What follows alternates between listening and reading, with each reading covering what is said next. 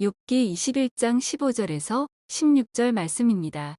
전능자가 누구이기에 우리가 섬기며 우리가 그에게 기도한들 무슨 소용이 있으랴 하는구나.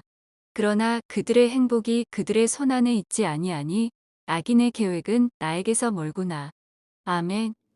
온가족 예배에 오신 여러분들을 환영합니다. 인생을 살다 보면 뜻하지 않는 어려움을 겪을 때가 있습니다. 나의 잘못이나 실수로 인해 어려움을 겪을 때가 있으신가요? 아니면 나는 전혀 잘못도 하지 않았는데 오히려 왜 겪어야 되는지 이유조차 알 수 없는 어려움을 당할 때도 있으셨나요? 후자인 경우에는 정말 힘이 들고 괴롭기까지 할 것입니다. 여기에 더 절망적인 것은 사랑하는 가족이나 가까운 친구들이 어려움을 당하고 있는 나에게 위로나 격려는커녕 오히려 비난하고 조롱한다면 더 견디기 어려울 것입니다. 오늘 본문의 욥은 이런 상태에 처해져 있습니다. 욥의 친구들은 하나님의 입장을 전달한다고 하면서도 욥이 처한 상황과 형편은 잘 알지 못한 섣부른 조언만을 했습니다. 현재 욥이 처해 있는 상황의 원인은 욥의 죄악 때문이라고 지적하며 친구들 중 누구도 의인이 당하는 고난이 있으리라고는 생각하지 못했습니다. 욥의 친구들은 욥에게 전혀 위로가 되지 못하고 있습니다.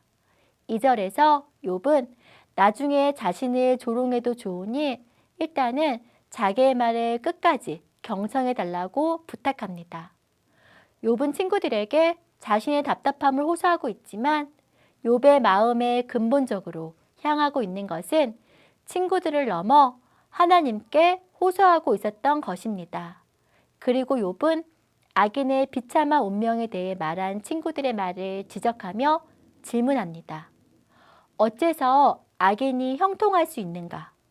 오히려 악인이 득세하고 평안하며 하나님의 심판은커녕 행복하게 이 땅에서 살아가다가 편안히 죽는 이 현실을 어떻게 설명할 수 있는가 반문합니다. 욥에게 있어서 가장 큰 고통은 자신이 고난을 겪는 이유가 무엇인지 모르는 것이었습니다.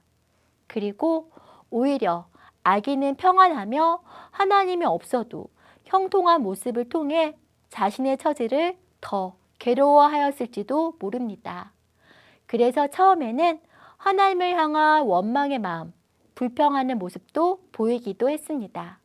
그러나 욥은 하나님을 향한 믿음을 버리지 않고 끝까지 믿음을 지키며 승리하는 모습을 보여주고 있습니다. 욥은 악인의 유혹과 소리에 마음을 빼앗기지 않고 그 길을 따르지 않겠다고 선포합니다. 즉 자신은 하나님의 주권을 믿고 따르는 자임을 고백하고 있습니다. 히브리서 기자는 히브리서 11장 6절에서 믿음이 없이는 하나님을 기쁘시게 하지 못하나니 하나님께 나아가는 자는 반드시 그가 계신 것과 또한 그가 자기를 찾는 자들에게 상 주시는 이심을 믿어야 할지니라 라고 말씀하고 있습니다. 성도의 가장 큰 능력과 특권은 특별한 업적을 성취하거나 세상에서 성공하는 것이 아닙니다. 성도의 가장 큰 특권은 바로 하나님께 나아가는 것이며 가장 큰 능력은 하나님을 신뢰하는 것입니다.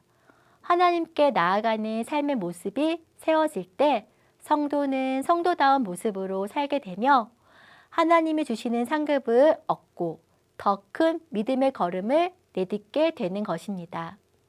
혹시 지금 뜻하지 않는 고난 가운데 계십니까?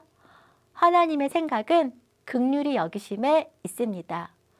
물론 하나님은 악인을 반드시 심판하시는 분이시며 뿌린 대로 심은 대로 갚아주시는 분이십니다. 그러나 하나님은 먼저 우리를 불쌍히 여기시며 기다려주시는 분이십니다. 때로 나의 기도에 침묵하시고 내 삶에 이해할 수 없는 일이 벌어져도 하나님을 신뢰하며 하나님을 선택하며 그분의 곁에 서는 것. 이것이 바로 참다운 믿음이요 신앙인의 삶인 것입니다. 하나님께서는 욥을 통해서 인내와 기다림으로 하나님을 신뢰하고 이해할 수 없는 현실의 고난이라 할지라도 묵묵히 이겨내는 것이 성도의 모습임을 가르쳐주고 계십니다.